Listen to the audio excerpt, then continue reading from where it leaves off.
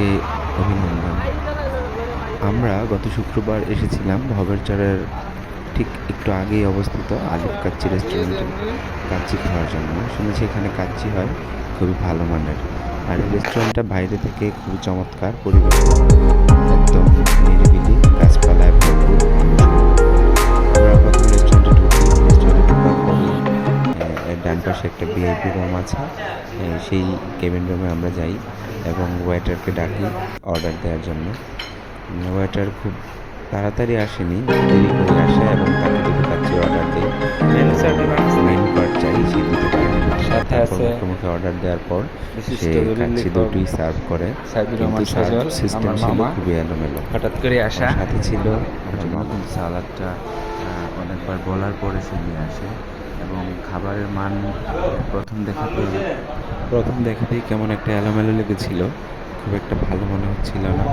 তারা পেঁয়াজ ও বেরেস্তা দিয়ে অনেকটা সাজাতে চেয়েছিল, কিন্তু ফুটাতে পারেনি তেমন।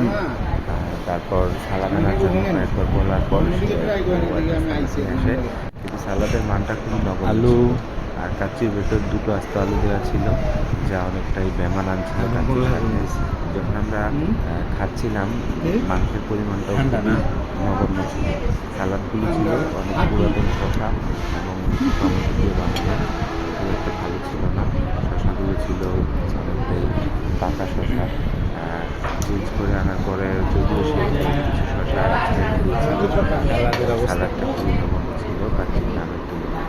আর ওয়েটাররা যেন পালাতে ঘুরে ঘুরে চলে যাচ্ছিল, ডেকে ডেকে আনতে হচ্ছিল।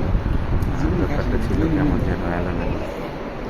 যাই হোক, খাবার খাওয়ার পরে খাবার খুবই ঠান্ডা ছিল, অনেকবার বলার পরেও গরম করে দেয়। দিল্লিতে যখন যাই তখন জানতে পারলাম যে প্রতি প্লেট 320 টাকা শেয়ার করা, বাইরে জিগজাগ, ভিতরে সদরঘাট। এই তো আপনারা যারা খাবেন আসবেন, দেখবেন এবং একটা নতুন অভিজ্ঞতা নিয়ে আলিফ কাচ্চি খাবেন, তবে অবশ্যই দামটা আগে জেনে নেবেন, কম কি বেশি যাচাই করে খাবেন। ধন্যবাদ সবাইকে।